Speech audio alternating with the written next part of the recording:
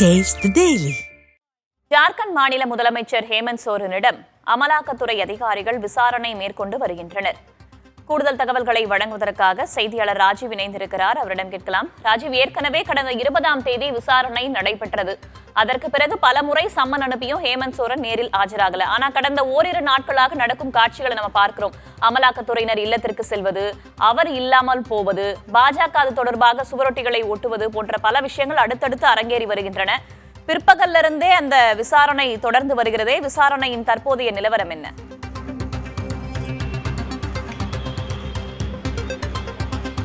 வேதவழி, அதாவது நீங்கள் கூறியது போல இன்று பிற்பகல் சரியாக 1:30 மணிக்கு இந்த விசாரணையானது தொடங்கி இருக்கின்றது. ராஞ்சியில் இருக்கக்கூடிய ஹேமந்த் சோரன் அவருடைய அந்த இல்லத்தில் தான் இந்த விசாரணையானது அவருடைய அந்த வாக்குமூலத்தை அமலாக்கத்துறையினர் அதிகாரிகள் பதிவு செய்து வருகிறார்கள்.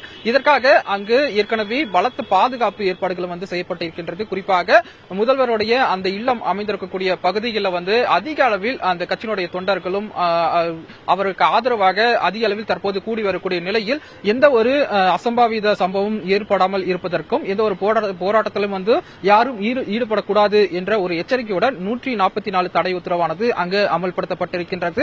ஏற்கனவே இந்த அவர் மீது வைக்கப்பட்டிருக்கக்கூடிய அந்த குற்றச்சாட்டுகள் தொடர்பாக ஏற்கனவே அவருக்கு 9 முறை அந்த அமலாக்கத்துறை சம்மன் அனுப்பியிருந்தது. ஆனால் அவர் நேரில் ஆஜராகாத நிலையில் நேற்றைய தினம் கூட அவருக்கு மீண்டும் அனுப்பப்பட்ட அந்த சம்மனில் அவர் ஆஜராவார் என்று எதிர்பார்க்கப்பட்ட நிலையில் அவர் மாயமானதாக சில தகவல்கள் வெளியானதை அடுத்து நேரடியாக அவரை தேடும் பணியில் அவரை தொடர்பு கொள்ளும் முயற்சியில் அமலாக்கத்துறையினர் ஈடுபட்டிருந்தார்கள். குறிப்பாக டெல்லியில் இருக்கக்கூடிய அவருடைய அந்த இல்லத்தில் நேற்று முன்தினம் நள்ளிரவு சோதனை மேற்கொண்டதாக தகவல் வெளியாகியிருந்த நிலையில அந்த சோதனையில் அமலாக்கத்துறையினர் அவருக்கு சொந்தமான 2 சொகுசு கார்கள், அதேபோல 36 லட்சம் ரூபாய் ரொக்கம் உள்ளிட்ட பலவற்றை கைப்பற்றியதாக ஒரு தகவல்கள் வெளியாகியிருந்த நிலையில இன்றைய தினம் தற்போது அவரிடம் அந்த நேரடியாக அந்த விசாரணையானதை மேற்கொண்டு வரக்கூடிய நிலையில தொடர்ந்து அங்கு பாதுகாப்பு அதிகரிக்கப்பட்டிருக்கின்றது. அதேபோல இந்த விவகாரத்தில் அவருக்கு அந்த குற்றச்சாட்டுகளுக்கும் ஏதேனும் சம்பந்தம் இருக்கிறதா என்பது தொடர்பாக முழுமையான அந்த விசாரணையானது மேற்கொள்ளப்படும் என்று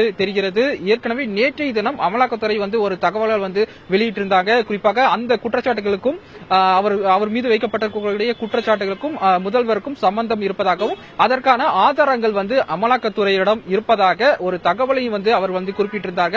இதையடுத்துதான் இன்றைய தினம் இந்த விசாரணை முடிவில் முதல்வர் கைது செய்யப்படலாம் என்ற ஒரு தகவலும் அங்க இருக்கக்கூடிய அதிகாரிகள் மூலமாக வெளியாகி இருக்கின்றது.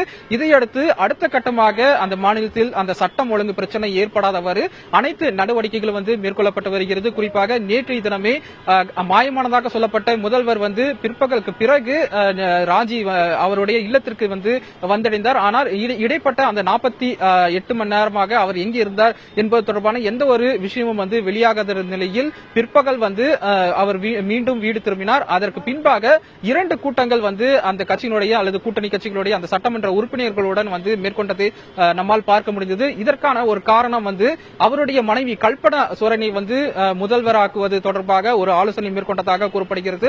ஏனென்றால் அவர் மீதான அந்த குற்றச்சாட்டுகள் அடிப்படையில் அவர் கைது செய்யப்படலாம் என்ற ஒரு எதிர்பார்ப்பு ஒரு தகவலானது வெளியான நிலையில நேற்றைய தினம் 2 கூட்டங்களாக சட்டமன்ற உறுப்பினர்களுடைய அந்த கூட்டமானது நடைபெற்றிருந்தது. அந்த கூட்டத்துடைய முடிவு என்னவென்று பார்த்தால் அனைத்து சட்டமன்ற உறுப்பினர்களுக்கும் அனைத்து சட்டமன்ற அந்த உறுப்பினர்களும் சுரேனுக்கு ஆதரவாக அவர் எந்த முடிவை எடுத்தாலும் அதற்கு ஆதரவு அளிப்பதாக அவர்கள் தெரிவித்ததாக கூறப்படுகிறது.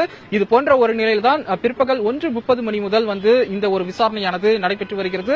நமக்கு தெரியும், இதற்கு முன்பாக கடந்த 20ஆம் தேதி அவரிடம் நடத்தப்பட்ட அந்த விசாரணை சுமார் 7 மணி நேரங்கள் நீடித்தது.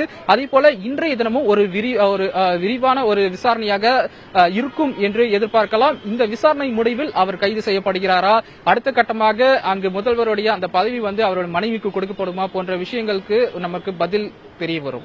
1997 இதே போலதான் லாலு பிரசாத் யாதவ் அவருடைய மனைவிக்கு அந்த முதலமைச்சர் பதவியை கொடுத்திருந்தார் என்பதும் குறிப்பிடத்தக்கது.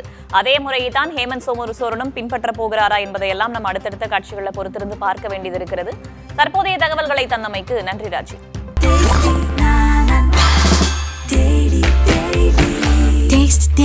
Taste the Daily.